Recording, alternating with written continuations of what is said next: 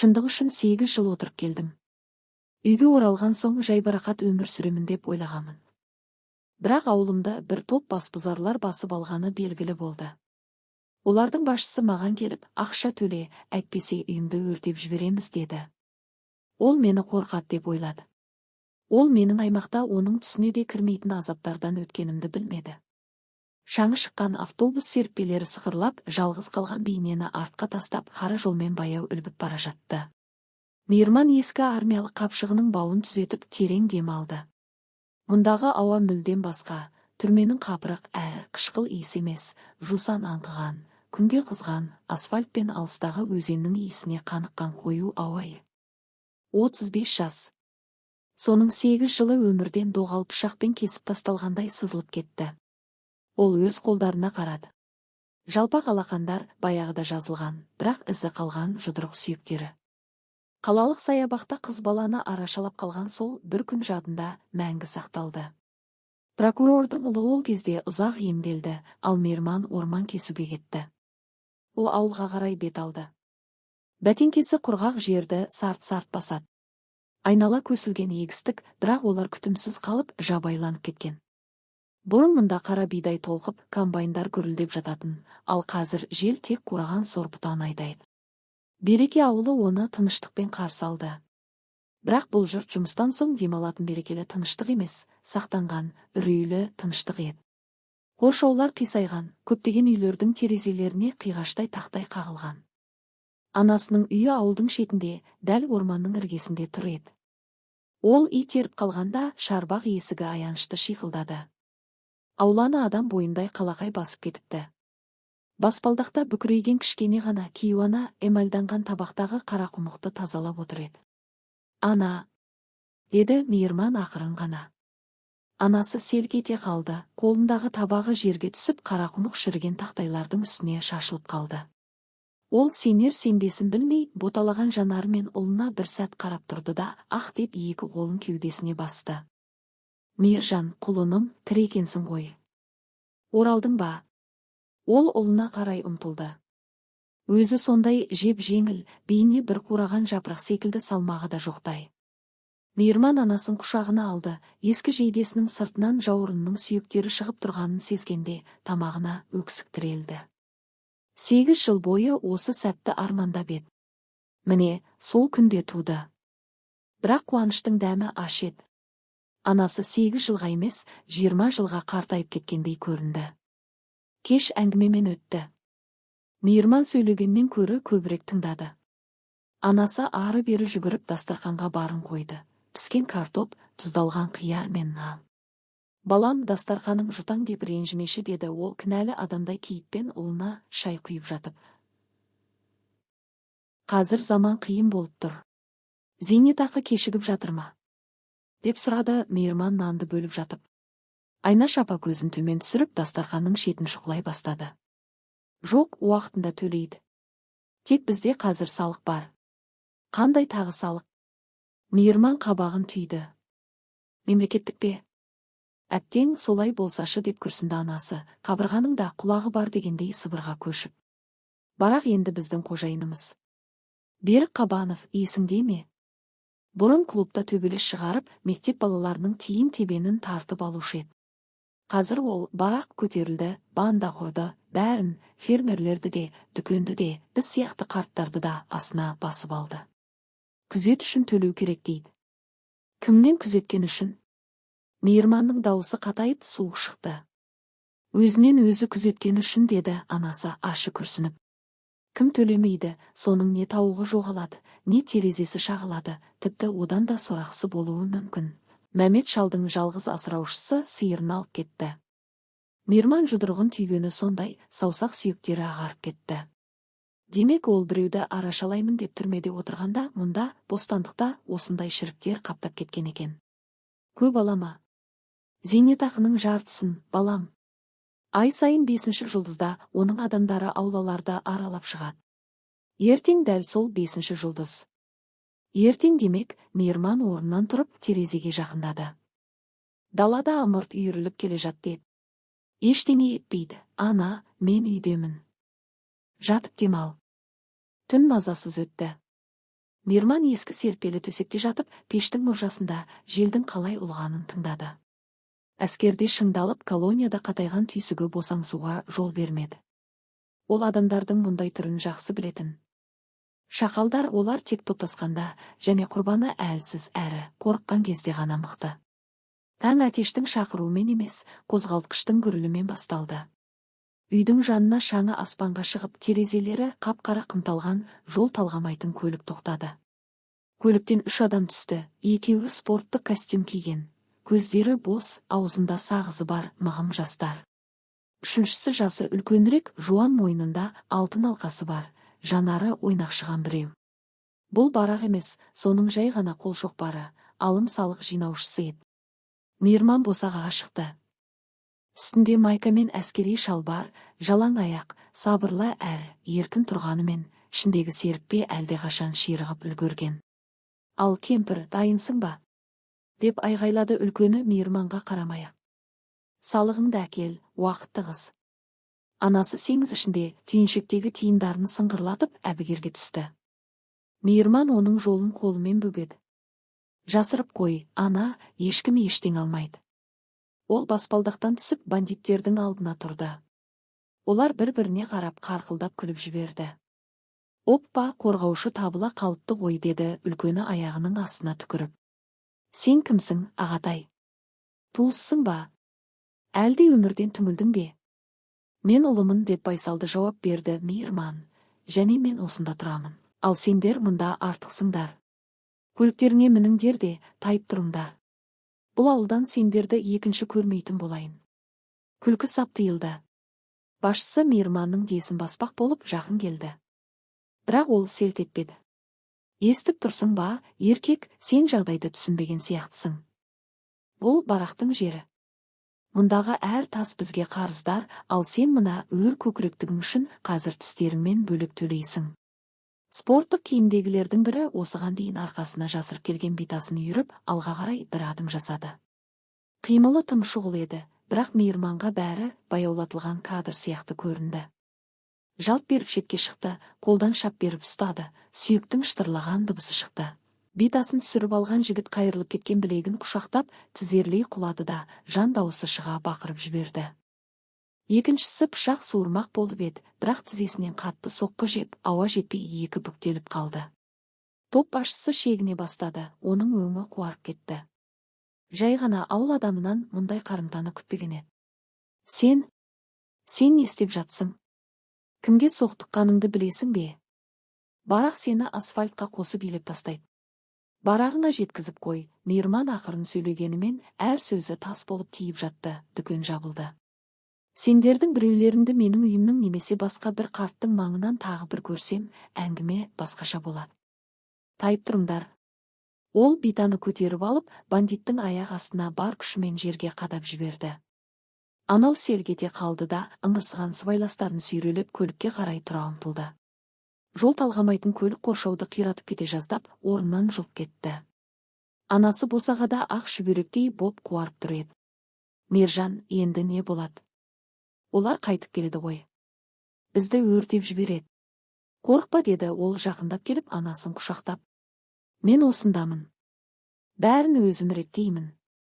Күн мазасыз күтумен өтті. Мейірман бұның тек бас екенін жақсы түсінді. Мұндай адамдар қорлықты кешірмейді. Ол үйді айналып шығып, есіктерді тексерді, бөшкеге су толтырып қойды. Сарайдан ескі балта тауып алып, оны ұстарадай қылып қайрап қойды. Өлтіру үшін емес, жұмыс үшін. Бірақ шебердің қолында кез келген құрал қаруға айналатыныға. Тез қарайды. Ауыл тас қараңғылыққа батты. Тек кей жерлерде ғана терезелерден әлсіз жарық көрінеді. Мейірман ұйықтаған жоқ. Ол түннің тынысын тыңдап тасада, баспалдақта отырды. Түнгі сағат 2 шамасында бақша жақтан сыбдыр естілді, артынша бензиннің иісі мұрынға келді. Мейірман сәтте әрекет етті. Ол үйінің бұрышынан атып шыққанда, канистра мен сарайдың қабырғасына сұйықтық шашып жатқан қараңғы бейнені көрді. Оттық шырт ете қалды. Жалын құрғақ ағашта ашқарақтана жалап лап ете түсті. Ах, оңбаған! Мейірман екі ақ секіріп, иығымен соғып, өрт қоюшыны сұлатып түсірді. Анау ұшып барып тұшала бұталарының ішіне кіріп кетті.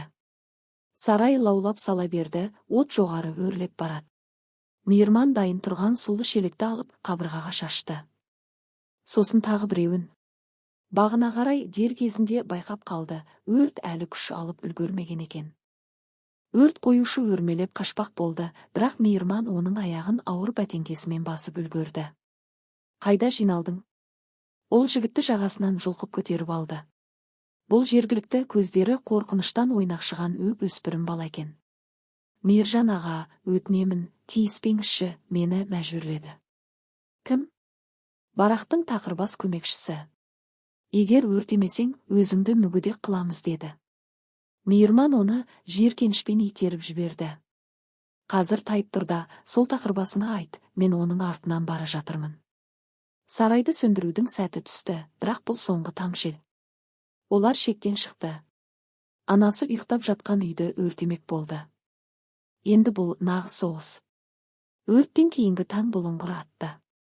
Берекенің үстінде төмен түскен сұр аспан, бейне бір қазір құлап кететіндей ауыр қорғасын шатырдай төніп тұрды. Аулада әлі де күйіктің ашы иісі сезіледі. Бұл түндегі келісті, сатқындықты және сен ұйықтап жатқанда үйіңе келуге дайын зұлымдықты еске салып тұрғанда еді. Түннің қалған бөлігінде Мейірман көз ілмеді. Ол ас үйдегі ескі ағаш орындықта терезе сыртындағы әрбір сыбдырға, көрші бөлмедегі анасының тынысына құлақ түріп отырды. Оның жанары тік қадалған, қабырғаларды емес, нағыз шайқас алаңын көріп отырғандай еді. Қолында суып қалған қою, шай толтырылған саптаяқ, ал басында айқын әрі аяусыз стратегия пісіп жатты. Ол жай ғана бір-екі жүгенсіз кеткен қол шоқпарды сабап тастау аз екенін түсінді. Барақтың бұл жергілікті империясы бейне бір шіріген түбір секілді, тамырын жерге терең жайып жіберген болатын. Бұл зұлымдық ауылды өз қармауына алып, тамырын тереңге жайып жіберген. Тек бұтақтарын кесу аз, оның шірген тамырын жұлып тастау керек. Әйтпесе, бұл арамшөп бұрынғыдан да күштірек, бұрынғыдан да олырақ болып қайта өсіп шығады. Түс ауа қақпа алдына қою шаң көтеріп, бүйірінде бозғылт көк жолағы бар УАЗик асықпай келіп тоқтады. Милиция, көліктен үстіндегі капитандық киімі күнге өңіп кеткен, ауыр денелі ер адам түсті. Бұл учаскелік полицей Нұрлан еді. Оның күн қаққан қызыл жүзі өз жасынан үлкен көрінеді, ал көздері созылмалы ұйқысыздықтан қажығандай асты ісініп кеткен. Мейірман оны әскерге аттанған кезіндегі жас лейтенант кезінен білетін. Ол кезде Нұрлан идеалдарға толы, тәртіп орнатуға құштар, заңға шын жүректен сенетін жан еді. Ал қазір Мейірманның алдында жүйеге, жағдайға және, бәлкім, өзінің дәрменсіздігіне сынып қалған адам тұрды. Амансың ба, Мейірман, деді, учаскелік полицей қолын берместен күңкілдеп. Ол саусақтармен кір қоңыр фуражкасын, бейне бір бүкіл сорына сол кінәлідей жүйкесі жұғарып уқалай берді. Амансыз ба, Нұрлан аға? Қандай шаруамен келдіңіз? Мейірманның дауысы байсалды шыққанымен ішінде болаттай қаттылық сезілді. Естуіңше, мұнда бір оқиға болыпты. Нұрлан тік қараудан қашқақтады. Жұрттың айтуынша, Барақ мырзаның жігіттерімен келіспей қалыпсың. Барақ мырзаның ба? Мейірман суық әрі жиіркенішті мысқылмен қайталап сұрады. Сен әлгі Барақты айтып тұрсың ба? Қарттардың ақшасын тартып алатын сол немені ме? Ал оның жігіттері бүгін түнде менің сарайымды өртемек болды. Марқұм әкем өз қолымен тұрғызған сарайды. Нұрлан аға, арыз қабылдайсыз ба? Өрт қоюға оқталу мен бопсалау дерегі бойынша. Нұрлан шаң басқан, тозған туфлиінің тұмсығына қарап, көзін тайдырып әкетті. Иығында бүкіл әлемнің тауқыметі тұрғандай ауыр күрсінді. Мейіржан, қыз балам башы. Сен жаңа келген адамсың, мұндағы тәртіпке бойың үйренбей қалған. Мен арызды қабылдай аламын, бірақ оған ешқандай қозғау болмайды. Өзің де білесің, айғақ та, куәгер де жоқ. Ал саған қарсы сен сабаған адамдардан орта дәрежелі дене жарақатын салу туралы арыз түсіп қойды. Біреуінің қолы сынған, екіншісінің тізе буыны талқандалған. Дәрігерлер келіп, бәрін тіркеп кетті. Мейірман, бұл нағыз бап. Олар менің үйіме ақша бопсалауға келді, анама қоқан-лоқы көрсетті. Бұл өзін өзі қорғау. Мен өз отбасым мен мүлкімді қорғадым, Мейірманның дауысы қатайып кетті. Мұны судьяға айтасың, Нұрлан қолын шаршаған кейіппен бір сілтеді. Мені мұқият тыңдашы, мейірман, мен сені сыйлаймын. Әкеңді жақсы білемін, бірақ жерге қарсы шаба алмайсың. Бірақ мұнда бәрін, ауданды да, қаланы да осында ұстап отыр. Оның таныстары барлық жерде, маған сен. Кетіп қалсаңшы. Анаңды алда, қалаға ма, әйтеуір алысқа тарт. Әйтпесе сені тағы отырғызады, бұл жолы ұзаққа кетесің. Немесе одан да жаманы, көктемде орманнан өлігіңді тауып алады, ешкім сұрауда салмайды. Мұнда не болып жатқанын өзің де көріп тұрсың ғой. Мейірман ескі, қисайған қоршауға жақындап, шынтағымен сүйенді де, полицейдің ұйқысыздықтан қызарған көздеріне тік қарады. Демек, сен соларды күзетіп жүрсің ғой, Нұрлан аға. Билік халықты емес, бандиттерді қорғайды. Біздегі жаңа заң осы ма енді? Мен тәртіпті күзетіп жүрмін. Деп кейді Нұрлан, бірақ даусында бұрынғы нық сенім жоқ, тек шарасыздықпен ашы өкініш қана сезілді. Егер сен соғыс бастасаң, мұнда қан судай ағады. Соны түсінбейсің бе? Ал мендегі штат 1,5 мүгедек, жанармай 2-ақ рет шығуға жетеді. Оның жендеттеріне қарсы мен не істей аламын? Олар 10 емес, 30 адам. Бәрі қаруланған, есірткіге мас, ар ұяттан жұрдай. Олар бәріне барады. 30 демек, мейірман ойланып қалып, басын изеді. Мәліметіңе рахмет, Нұрлан аға. Ескеретін боламын. Сен мені түсінбедің. Деп күйіп-пісті учаскелік полицей алға бір адым жасап. Мен сені ерлік жасауға үгіттеп тұрған жоқпын. Мен сені, ақымақты, ескертіп тұрмын. Оларға соқтық па? Кешірім сұра. Төбелес үшін айыппұлыңды төле. Кеш болмай тұрғанда, бәлкім кешірер. Өзіңнің де, анаңның да өмірін сақтап қал. Бар, кете бер, Нұрлан аға, деді мейірман ақырын, бірақ нық дауыспен. Кете бер, әлі де ар ұятың бір жола өшпей тұрғанда. Мен ешқайда кетпеймін. Бұл менің үйім, мен оны әр түрлі ібілістерден тазартамын. Ал сен жай ғана кедергі жасамауға және артық ештеңе көрмеуге тырыс. Нұрлан ауыр тыныс алып, тағы 1 минуттай тұрды. Бірдеңе айтқысы келді де, бірақ мазасыз шыбынды қуғандай қолын бір сілтеді. Уазигіне мінді де, қоштаспастан, артынан тағы да қою, шаң көтеріп кете барды. Мейірман оны көзбен шығарып салды. Енді заңға да, мемлекеттің көмегіне де ешқандай үміт қалмаған еді. Енді тек ол, оның шындығы және оның әдіс тәсілдері ғана қалды. Мейірман тек қорғаныста отыру түбі өлімге апаратын тактика екенін түсінді. Бұл жауға шабуыл уақыты мен ережелерін белгілеуге мүмкіндік беретін еді. Тізгінді өз қолына алу керек. Бірақ алдымен жауды зерттеп, оның әдеттерін, әлсіз тұстары мен ішкі құрылымын біліп алу қажет. Ол жергілікті тұрғындардан ерекшеленбеу үшін таза, бірақ қарапайым киімдерін киді де, ауыл орталығына бет алды. Уақыттың сынынан мүжіліп қисайған жалғыз азық-түлік дүкенінің маңы әрқашан адамға толы болатын. Ауылдың клубы мен әлеуметтік желісінің орнын басатын осы бір шағын алаңқайда. Барлық жаңалықтар талқыланып, өсек аяң айтылып, өмірдің тауқыметіне шағымданатын. Мейірман ішке кірді. Сөренің артында аппақ, бірақ ескірген халат киген толықша әйел тұр еді. Батима тәтей. Ол ауылдағы кез келген адамды жүргегінен бастап жақсы танитын. Мержан. Деді ол оны көріп қалып, томпақ қолдарын шапалақтап. Ой, қалай өсіп ержетіп кеткенсің. Ал мына көздеріңше көздерің бейне бір кәрі солдаттыкіндей қатайып кетіпті.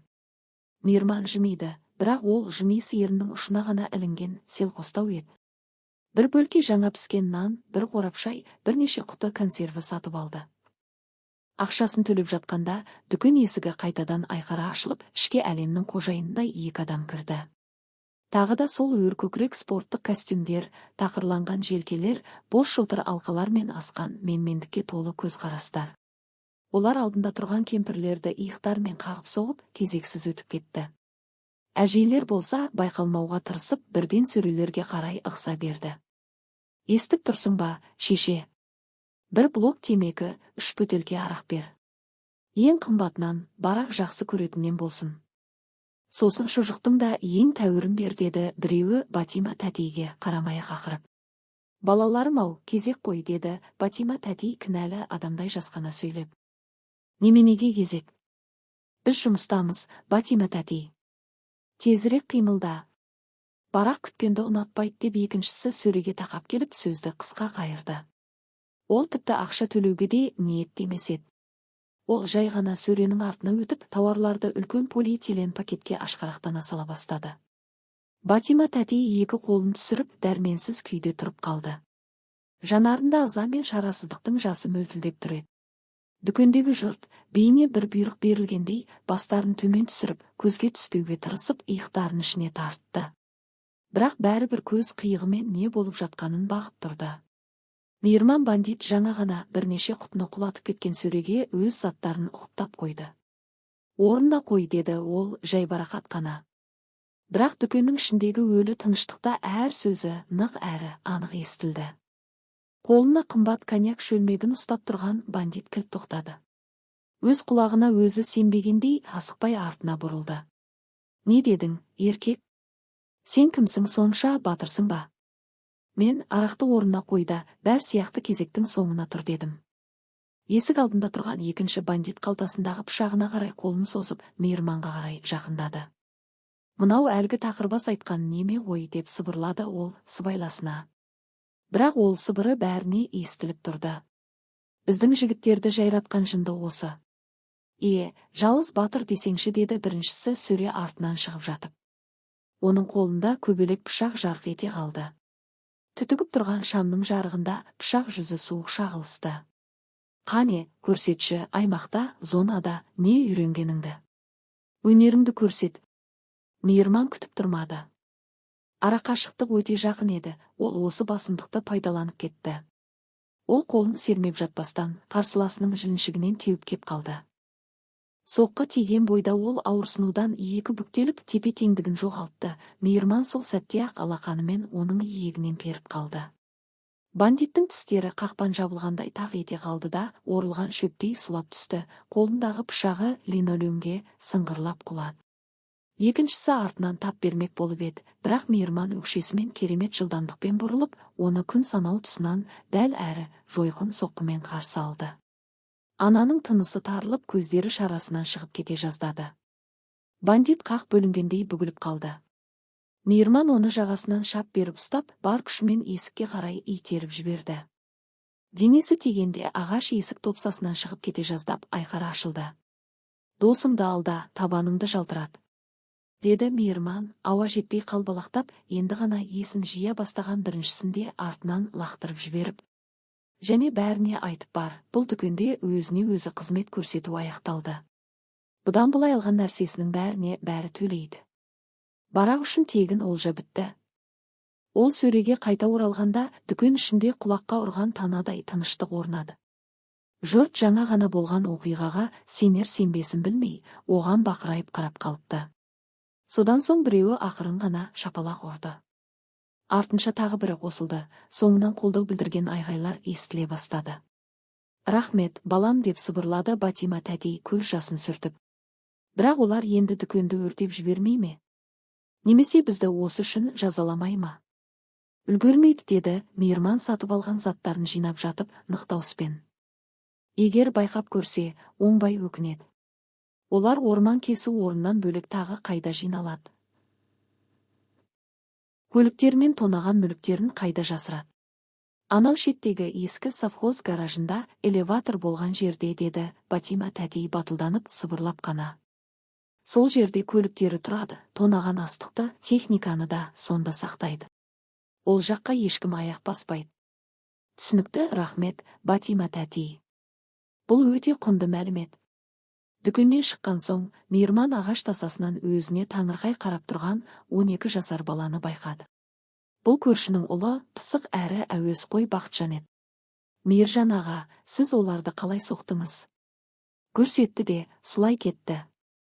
Балақай соққыларды бейнелеп қолдарын сермеді. Жанары оттай жанып тұр. Бақытжан, бір шаруа бар. Мейірман баламен бойы теңесу үшін тізерлеп отырды. Сенің техникадан хабарың бар екенін, көзімнің қырағы екенін білемін. Әрине, мен Қанат ағаға трактор жөндеуге көмектесемін ғой. Және үлкендер сыймайтын барлық саңылауды білемін. Тамаша, маған барақтың гаражында қандай көліктер бар екенін білу керек. Қаншау, қандай модельдер және түнде оларды қай жерге қояды. Тек абайла, ешкім көрмесін, көлеңке сияқты байқатпай бара аласың ба?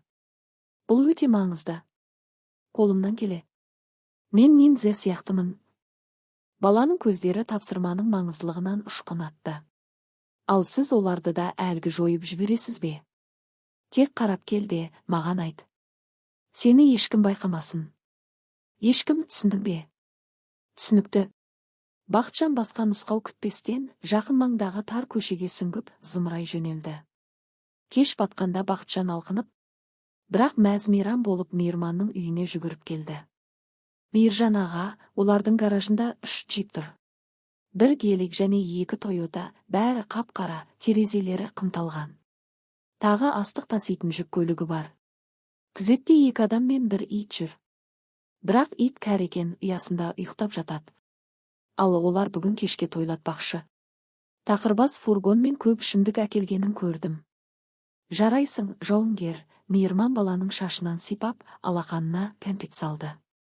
Енді үйіңе қайтта, ешқайда шықпа. Ешкімге тіс жарма. Бұл біздің әскери құпиямыз деп есепте. Бұл түні Мейірман нағыз аңшылыққа шықты. Ол бәрімен бірдей төбелесуді көздеген жоқ. Оның мақсаты банданы көліксіз қалдырып, берекесін қашыру және ауылды бақылауда ұстау үшін пайдаланатын ресурстарынан айыру еді. Ол совхоз гараждарына қараусыз қалған бақтар арқылы жабайы шие мен кәрі алма ағаштарының қалың жынысын тасалап жетті. Аумақ ескі, тот басқан темір тормен қоршалған екен, бірақ бір жері жыртылып тұрғандықтан тесіктен өту оңай болды. Күзет шынымен де оңбаған екен. 2 күзетші шағын бөлмеде арақ ішіп отырды. Олардың қарқылдаған күлкісімен ескі магнитофоннан шыққан шансон әуені айналаны басына көтеріп, өзге дыбыстарды тұншықтырып жатты.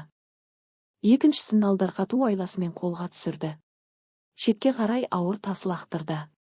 Содыр селк етіп дыбыс шыққан жаққа бұрылған сәтте. Тізесінің астынан теуіп, сосын самайынан жұдырықпен. Дәл әрі жойқын соққы берді. Ол теңселіп барып, ес-түссіз құлады. Екеуі кеміді. Қалалықтардың жүрегіне үрей ұялай бастады. Олар қарсыласының қарапайым колхозшы емес, орманды өздерінің қалалық джунглейінен де артық білетін елес екенін түсінді.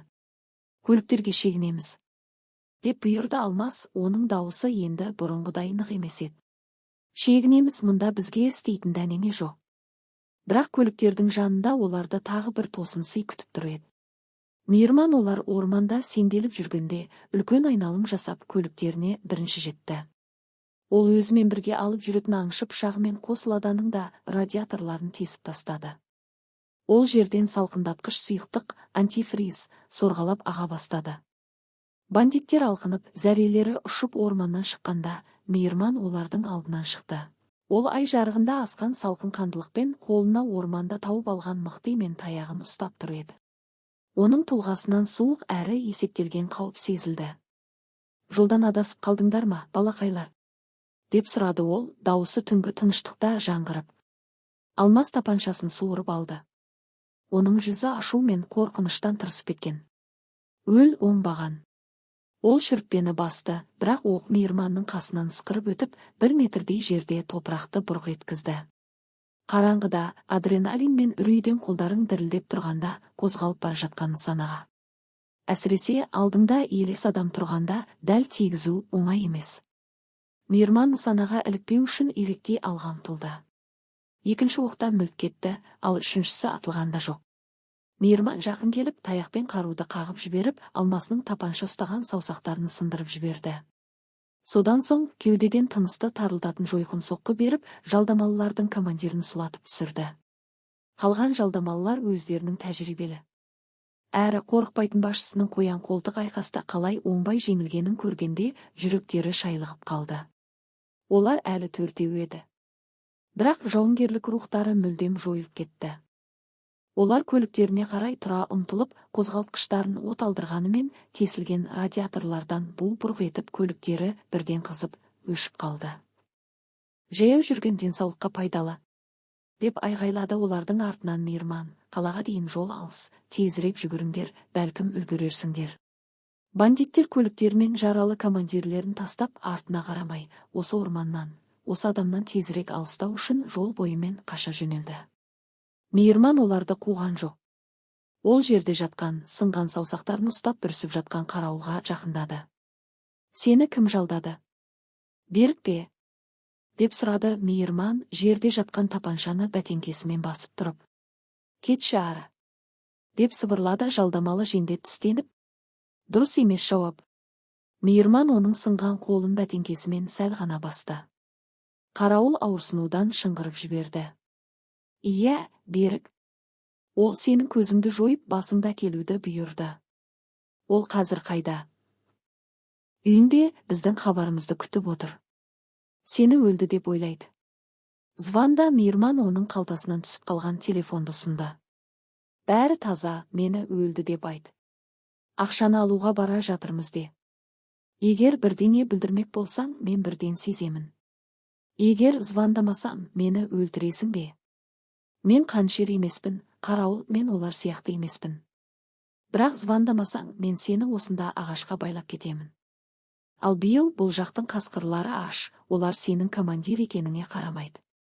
Қарауыл қорқыныш пен ауырсынудан дірілдеген саусақтармен нөмірді терді. «Алло, Берік Иманұлы?» «Ия, бұл менмін. Бәрі бітті. Клиент дайын. Үйі өртенді. Ия, бара жатырмыз. Ақшаны дайындай беріңіз, жақында боламыз». Мейірман телефонды алып тасқа ұрып талқандады. Сосын қарауылды байлап тастап кеткен ладалардың бірінің жүк салғышына салып тастады. Отырып өмірі туралы ойлансын деді де, ағаш тілу орнына бет алды. Бауыржанның айтуынша, жергілікті содырлардың негізгі күші әлі де сондай еді. Берікке бармас бұрын, арқадан соққы алмау үшін тылды тазарту керек болды. Ағаш тілу орнында бәрі баяғыша, ішімдік, қатты музыка. Олар қаладан келгендер Мейірманның мәселесін шешеді деп нық сенімдеді. Сондықтан еркінсіп тойлап жатты. Мейірман ағаш тілу орнына орман ішімен елес сияқты дыбыссыз жақындады. Ол бақылап тұрды. Екі күзетші кіре берісте темекі шегіп, ештеңеден қаперсіз әңгімелесіп тұр. «Естідің бе?» Қарауыл мәселені шешуге кетті. «Мына десантшыға жаным ашиды, қарауыл нағыз жыртқыш қой. Ол ондайларды турамалап тастайды. Солай-ау, ертең біздің Робин Гудымызға ас беретін шығармыз» деп екіншісі темекісін сорып, қарқылдап күлді. «Солай болсын, сорлы иттің балалары» деп сыбырлады Мейірман, оның дауысы таңғы қыраудай суық еді. Аңшылық жалғасады. Ол күзетшілердің бірі бұталардың арасына дәрет сындыруға кеткенде оның көзін жойды. Жылдам әрі дәл ұстап, қылқындыру әдісін қолданғанда, бандит түндеуге үлгермей босап қалды. Мейірман оны байлап биік шөптің арасына тастап кетті. Екіншісін темір бөшкеге тас лақтырып алдап шығарды. «Әй, Қанат, ұйықтап қалдың ба?» деп айғайлады екіншісі, балағаттап, кім ергіп жүргенін тексеруге бет алды. Күн санау тұсынан тиген соққы оның демін ішіне түсіріп жіберді. Жақтан тиген екінші соққы оны терең нокаутқа жіберді. Ішке кіретін жол ашық еді. Мейірман ангарға кірді. Онда шөлмектер мен тамақ қалдықтарына толған ұзын ағаш үстелдің басында төртеуі отыр еді. Солардың арасында әлгі тақырбас та бар. Қолы әлі таңулы. Жанында алтын алқа таққан салық жинаушы отыр. Олар бір-біріне лас анекдоттар айтып, қарқылдап күліп жатты. Музыканың қаттылығы сондай, олар Мейірманның кіргенін бірден байқамады. Мейірман үстелге жақындап, араққа толы шөлмекті алып, ең жақын тұрған бандиттің басына бар пәрменімен періп қалды. Шыны сынықтарымен арақ қанмен араласып, жан-жаққа шашырады. «Армысыңдар?» деді Мейірман дауыстап. Бір сәт құлаққа ұрған танадай тыныштық орнады да, артынша үрей басталды. Сен тірісің бе?» «Қарауыл звандап еді ғой», деп баж етті тақырбас орнынан атып тұрып. Оның көздері қорқыныштан атыздай болды. «Менің өлімім туралы қауесет тым асыр айтылған», деді Мейірман сабырмен, шөлмектің сынығынан қанды сүртіп жатып. Олар қолдарына түскен орындықтар мен пышақтарды ұстай алды. Бірақ Мейірман бұл жолы бұрынғыдан да ашулы, бұрынғыдан да шешімді еді.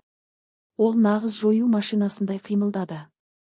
Әрбір соққысы дәл әрі аяусыз. Пышақ сермегеннен жалт беріп қолдан ұстады да, шынтақпен беттен ұрды, мұрынның шытырлаған дыбысы естілді. Бандит еденге сырғып түсті. Алтын алқалы салық жинаушы белінен тапаншасын суырмақ болып еді, бірақ мейірман ауыр емен үстелді теуіп жіберді. Үстел үсті күрс етіп авторитетті қабырғаға қысып тастады, оның бүкіл демімен бірге қарсыласуға деген құлшынысы да шығып кетті. Тек тақырбас қана қалды. Ол өгіздей ірі болғанымен, қазір оның бүкіл күшін үрей билеп алған еді. Ол ақырып жіберіп, бар салмағымен мейірманды жерге соғып түсірмек болып тап берді. Мейірман жаудың инерциясын өз пайдасына асырып, жамбас арқылы классикалық лақтыру әдісін жасады. Тақырбас бетон еденге күрс етіп құлап демі ішіне түсіп кетті. Мейірман сол сәтте үстіне шығып тізесімен тамағынан басты. Отпен ойнағанды жақсы көресің бе? Деп сұрады ол бандиттің үрейден атыздай болған көздеріне тік қарап. Өлтіре көрме? Деп сырылдады тақырбас ауа жетпей қалбалақтап. Бәрін айтамын. Бәрін.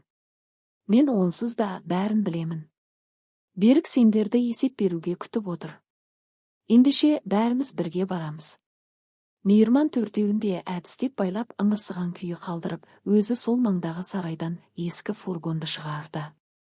Қорқып қалған бандиттерді фургонға картоп тиегендей бірінен соң бірін тиеді. Тыныш отырыңдар. Бостарыңның кешіне бара жатырмыз. Оған жеңіспен оралдық деп айтасыңдар. Ол фургон тізгініне отырып көлікті өзен жағасындағы Беріктің зәулім үйіне қарай бағыттады. Басында соңғы жоспар пісіп жетілді. Тікелей шабуыл жасау қауіпті еді, бірақ қазір оның қолында басты көзір тұтқиылдан соғу мүмкіндігі бар. Берік өз адамдарын жеңіспен күтіп отыр демек, қақпаны өз ашады. Беріктің сарайы жаңа жылдық шыршадай жарқырап тұр. Биік қоршау, бейне бақылау камералары, автоматты қақпа.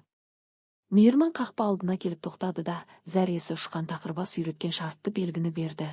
3 қысқа, 1 ұзақ сигнал. Қақпа ғиқ-ғиқ етіп ақырын ашыла бастады. Күзетшілер өздерінің таныс көлігін көріп тіпті қозғалған да жоқ. Мейірман аулаға кірді. 2 күзетші жалқаулана сөйлесіп кабинаға жақындады. Не болды, әлгі сорлының көзін жойдыңдар ма? Тез оралдыңдар ғой, деді біреуі есінеп тұрып. Мейірман жүргізуші жақ есікті жұлқып ашып күзетшіні беттен соқты. Анау кегіл құсап ұшып кетті. Екіншісі автоматын көтеріп үлгермеді. Мейірман кабинадан секіріп шығып, әуеде 2 аяғымен оның кеудесінен тепті. Бірнеше секундтан соң 2 күзетші де ес-түссіз жатты, ал автоматтары жерде шашылып қалды. Енді аула. Онда бұзаудай Кавказ овчаркасы жүреді. Ит азу тістерін көрсетіп арылдап Мейірманға қарай атылды. Мейірман бушлатын шешіп сол қолына орап үлгерді. Ит атылғанда ол матамен қорғалған қолын арланның аузына тосты да, ит қалың матаны тістеліп жатқанда, оң қолымен оның құлақ түбіндегі жүйке нүктесін басып жіберді. Дәу ит күшіктей қыңсылап көсемнің айыбының танып босап қалды. Тыныш, достым, қожайының ақымақ болғанына сен кінәлі емессің деп сыбырлады Мейірман, итті өз шынжырмен шарбаққа байлап жатып. Ол үйге жақындады. Панорамалық терезеден іштегі қызған отырыс анық көрініп тұрды. Берік ұзын үстелдің төрінде отырып, десантшыны жеңгенін тойлап жатты. Ол тост көтеріп, майлы тамақпен ішімдіктен беті жылтырап кеткен. Жанында банданың таңдаулы жендеттері 10 шақты адам отыр. Мейірман үйді айналып өтіп, ас үйдің артқы есігін тапты. Аспаздар оны көргенде зәрелері ұшып қабырғаға жабыса қалды. Мейірман саусағын еріне басып, шыш. Мен тек қоқыс шығаруға келдім деді де, залға кірді. Музыка күрсілдеп тұр. Ешкім оны байқамады, бәрі көңіл көтеруге берілген. Мейірман бұрыштағы музыкалық орталыққа жайбарақат барып, шнурын розеткадан суырып алды. Гүрілдеген шудан кейін орнаған тыныштық құлақты жарып жібере жаздады. Бәрі жалт бұрылды. Берік асықпай артына қарады. Жаңа ғана қып-қызыл болып отырған беті ақ дастарқандай қуарып кетті. Аузындағы кәуаптың кесегі жерге түсті. Кім кіргізді? Деп ақырды Берік, өз үстемдігін көрсетпек болып. Музыканы қосыңдар. Күзет қайда? Музыка бітті, Берік деді, Мейірман залдың ортасында қасқайып тұрып. Оның дауысы сабырлы болғанымен сүйектен өтетіндей суық еді. Қарауыл саған звондады ма? Иә, ол сәл ауырып қалды. Тақыр баста. Күзетшілерінде жаппай науқас. Тек сен қалдың. Сен тірісің бе? Қарауыл өлді деп еді ғой. Берік өз көзіне өзі сенбеді. Оның қол тигізгісіз мәртебесі көз алдында күл талқан болып жатты. Менің өлімім туралы қауесет тым асыр айтылған, Берік енді есеп айырысатын уақыт келді. Ұстаңдар оны, деп шыңғырды Берік, дауысы жіңішкеріп кетті. Өлтіріңдер. Миллион төлеймін. 2 миллион. Не қаласаңдар соны беріңіз, тек көзін жойыңдар. Жанында отырған 3 оққағар орындарынан атып тұрды. Бұлар жай ғана ауылдың бұзақылары емес, нағыз кәсіби, шыныққан, үйретілген жендеттер еді. Төбелес басталды. Мейірман шаршаған болатын. Түнгі оқиғалардан кейін бүкіл денесі сыздап тұрды, бірақ адреналин мен бойындағы таза ыза оған күш берді. Ол қол астына түскеннің бәрін, орындықтарды, тәрелкелерді, шамдалдарды пайдаланды. Бір орындық біреуіне ұшып барып, оны сұлатып түсірді. Екіншісін блокпен қарсы алып, денесі мен басына жылдам әрі жойқын соққылар сериясын жаудырды. Үшіншісі дәудей неме, оны тура соққымен алғысы келді. Бірақ мейірман соққының астынан сытылып шығып, оны шап беріп ұстады да айғай салған күйі ауаға көтеріп, тіске басарлар толған емен үстелге арқасымен тарс еткізіп ұрды. Ауыр денелердің салмағынан үстел күл талқан болды. Шыны аяқтардың сыңғыры айғай-ұйғаймен ыңырсыған дыбыстарға ұласты. Қалған бандиттер абдырап қалды. Олар бір адамның ешқандай қарусыз-ақ Беріктің ең таңдаулы жауынгерлерін қалай жайратқанын көрді. Үрей суық толқындай олардың денесін мұздатып, орындарынан қозғалуға мұрша бермеді. Мейірман ыңырсып жатқан боксшының үстінен аттап өтіп, Берікке қарай беттеді. Берік көгеріп сазарып, үстел тартпасынан револьверін алмақ болды, бірақ қолдары дірілдегені сонша кілтті құлыпқа сала алмады. Мейірман оның майлы тамақ бүлінген қымбат пиджагының жағасынан шап беріп ұстап, креслодан көң салынған қаптай жұлып алды да еденге лақтырып жіберді. Ұрмашы. Ақша беремін. Бәрін ал, зауыттарды, жерлерді, бәрін беремін. Деп шыңғырды Берік, төрт тағанда еңбектеп. Оның көздері шынайы үрейге толы еді. Маған сенің ақшаң керек емес, Берік, деді Мейірман, жерге түскен револьверді бәтеңкесімен басып тұрып. Маған әділдік керек және сенің бәрі үшін жауап бергенің керек. Ол Беріктің қолын артына қайырып, оны түрегелтті де есікке қарай сүйрей жөнелді. Әй, бәрің тоқтаңдар, деп ақырды ол қалған бандиттерге. Кім қозғалса, бастықтарыңның мойнын үземін. Түсінікті ме? Беттері қуарған, дірілдеп тұрған сыбайластары араға түсуге батпай жол беріп ықса берді. Олар Мейірманның көздерін көрді. Онда ештеңеден тайынбайтын, соңына дейін баруға дайын адамның шешімділігі бар еді. Мейірман Берікті үйінен сүйреп шығып, оның өзінің алтын түстес Лексусының жүк салғышына тоғытты да рөлге отырды. Қақпа алдындағы күзетшілер әлі де ес-түссіз жатыр еді. Ешкім дабыл көтерген жоқ. Мейірман ауладан шығып, ауыл орталығына қарай бет алды. Ауылдың аспанында таң шапағы біліне бастады. Аспан әуелі қызғылт, сосын алтын түске боялды. Ауыл ұйқысынан ояна бастаған шақ. Мейірман дүкен алдындағы жұрт жиналатын алаңқайға тоқтап, ұзақ әрі нық сигнал бере бастады. Адамдар үйлеріне шыға бастады.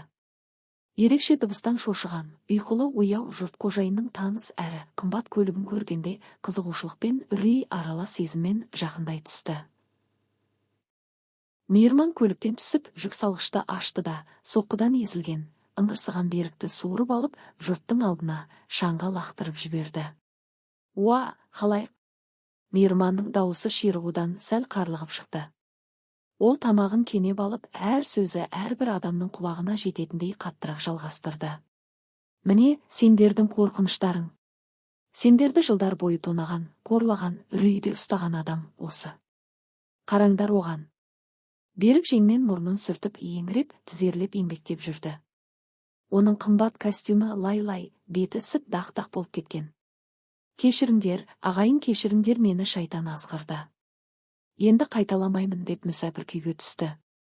Топ қалыңдай түсті. Ақсақтап Мұрат қарт келді.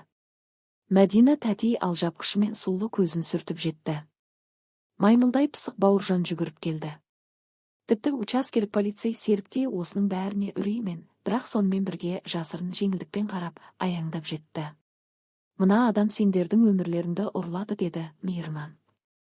Оның дауысы дабыл болып естілді. Ол сендердің балаларыңның аузынан жырып нан салық жинады. Бірдеңе ұнамаса, үйлеріңді өртеді. Ол қарттарды қорқытты. Сендер одан қорықтыңдар ма? Қорықтық, деп гүлдеді топ іші. Басында ақырын басталған дабыс, кейін оянған дауылдай күшейе түсті. Ал енді сиырын ұрлап кеткен. Мұрат қарт таяғына сүйеніп алға шықты. Ол Берікке жоғарыдан төмен қарай қарады. Көзінде қорқыныш жоқ, тек жиіркеніш қана бар. Тфу, арамза, деді де Беріктің аяғының астына нықтап түкіріп жіберді. Бұл белгі болды. Шыдамның шегі таусылды. Жылдар бойы жиналған ыза қайнаған лавадай сыртқа атылды. Ақшаны қайтар, ұры. Сиырымды бер, оңбаған. Балам үшін жауап бересің. Құры бұл жерден. Мейірман қолын көтеріп жұртты тоқтатты. Ол қан төгісті емес, тек әділдікті қалады. Ол бәрін қайтарады. Мен әр тиынын қадағалаймын, сосын ол бұл жақтан кетеді. Егер оның көлеңкесін бұл маңнан тағы бір көрсем, өзіме жауап бермеймін. Түсіндің бе, Берік? Бұл жердің қожайыны емес, жай ғана екеніңді түсіндің бе? Түсіндім, ант етемін. Бәрін қайтарамын. Ертең ақ бәрін беремін. Тек өлтіре көрмеңіздерші, өтінемін. Берік күзгі жапырақтай қалтырап тұрды. Көзіме көрінбей жоғал, деді Мейірман, әлі ашуын басылып тұрғанда. Берік ауыл балаларының ысқырығы мен айғай-шу астында сүрініп қабынып қайта тұрып қаша жөнелді. Ол артына қарамай абыройын, беделін, билігін және ең бастысы өзі сепкен үрейді жоғалтып қашты. Тездетіп тас жолға шығып қалаға жетуден басқа амалы қалмады. Оның жылдар бойы құрған қорқыныш империясы бір түнде күл талған болды, өткені жоқ деп айтудан қорықпаған бір адам табылды. Мейірман шаршаған күйі дүкен баспалдағына отыра кетті. Көршілері ертіп келген анасы жүгіріп қасына жетті. Ол жылап тұрды, бірақ бұл мақтаныш пен жеңілдіктің жасы еді. Анасы ұлының басын құшақтап маңдайынан сүйді. Құлыным, амансың ба, жалғызым? Аманмын, ана. Бәрі бітті. Енді бізде тыныштық болады. Келесі күндері ауылда жұмыс қызып сала берді. Мейірманнан ажалдан бетер қорыққан Берік адвокаты арқылы ауылды дамытуға және тұрғындарға өтемақы ретінде қомақты қаржы аударды. Мұрат қарт мәз-мейрам болып, жаңа сиыр ғана емес, жас бұқашықты сатып алды. Мәдина тәтейдің дүкені жөнделіп, жаңа тауарлар әкелінді. Мектепке жаңа компьютерлер мен спорттық жабдықтар берілді. Қарттар есіктерін іштен ілмейтін болды, ал жастар кешкісін жиналып, қашуды емес, болашақты жоспарлай бастады. Беріктің бандасынан қалғандар жан-жаққа бытырап кетті. Кейбірі қалаға қашты, ал күнәға белшесінен бата қоймаған ең жастары келіп, кешірім сұрап, тәубеге келді. Учаскелік полицей Серік ақыры жұмыстан тыныш қана босатылды. Оның орнына Мейірманға асқан құрметпен қарайтын. Бірақ оған еліктеуге емес, одан ең басты нәрсені. Өз халқын қорғауды үйренуге келген жас әрі адал жігіт тағайындалды. Мейірман депутатта жаңа авторитетте болған жоқ. Ол жай ғана өмір сүрді. Үйін жөндеді, кезінде әкесі бастаған моншаны бітірді. Бақшасын қазды. Таңғы шапақпен бірге Бауыржанды балыққа шығатын. Оған төбелесуді емес, өзін қорғауды үйретті. Құрбан болмауды, мықты болуды үйретті. Ол ауылдың бейресми қорғаушысына айналды. Арада бір ай, сосын тағы бір ай өтті. Өмір өз арнасына түсті. Кеш жылы еді, жаңа шабылған шөппен балғын жердің иісі аңқиды. Мейірман ескі балтаға жаңа сап қырып босағада отырған. Күн орман артына батып, аспанды қызғылт сары түске бояп жатты. Қақпа шиқылдап ашылды. Аулаға екі өрілген бұрымы әр қадамы сайын қызық секірген. 7 жасар көршінің қызы жүгіріп кірді. Мейірман аға, деп сыңғырлай айғайлады ол. Не болды, ерке қыз? Мейірман жымиды. Енді оның жымиысы шынайы мейірімді еді. Мамам 40 қабат қосылған бәліш беріп жіберді. Әлі ыстық дейді. Және көшеге жарық орнатқаныңызға рахмет айтты. Енді кешке далаға шығу қорқынышты емес. Ол аппақ орамалмен жабылған тәрелкесін ұсынды. Мейірман сыйды алып, үй жылуына толы жаңа піскен бәліштің иісін иіскеді. Мамаңа рахмет айт, деді ол. Бар, жүгіре ой, қазір қас қараяды. Саған әлі үй тапсырмасын орындау керек. Қыз бала жүгіріп кетті. Оның сыңғырлаған күлкісі аула ішінде жаңғырып жатты. Мейірман бәліштің бір шетін үзіп алып, шайнап отырып өз аулына қарады. Түтін будақтаған мұржылар, алыстан естілген сиырдың мөңірегені, тығылыспақ ойнап жүрген көрші балалардың күлкісі. Дүкеннің ашық терезесінен радионың ақырын әуені естіледі. Бұл оның үйі еді. Енді мұнда нағыз тыныштық орнады. Біреу күштеп таңған емес, күресіп алған тыныштық. Мейірман түрменің сұр қабырғаларын, ондағы қайнаған ыза мен кекетіндіні есіне алды. Саябақта бейтаныс бой жеткенге араша түскен сол бір күнді ойлады. Ол бірдеңеге өкінді ме? Жоқ, егер сол кезде үндемей өтіп кеткенде, бүгін өзін сыйлай алмас еді. Егер беріктің алдында жасқанса, өзі болудан қалар еді. Еркек бұл ұратын адам емес, бұл қорғайтын адам. Осы бір ақиқатты ол ауыр азап пен қиындықтар арқылы санасына нық түйіп алды. Ол бәлішті жеп болды да, үстіндегі қоқымдарды қағып тастап орнынан тұрды. Ертең көршісіне сарайдың шатырын жабуға көмектесу керек. Ал арғы күні мөңке балығы жақсы түседі деп жатыр, Бауыржан барлық құрал сайманды дайындап қойыпты. Өмір жалғасып жатты. Өз қуанышы мен тауқыметі бар қарапайым шынайы өмір. Және бұл өмірде енді қорқынышқа орын жоқ еді.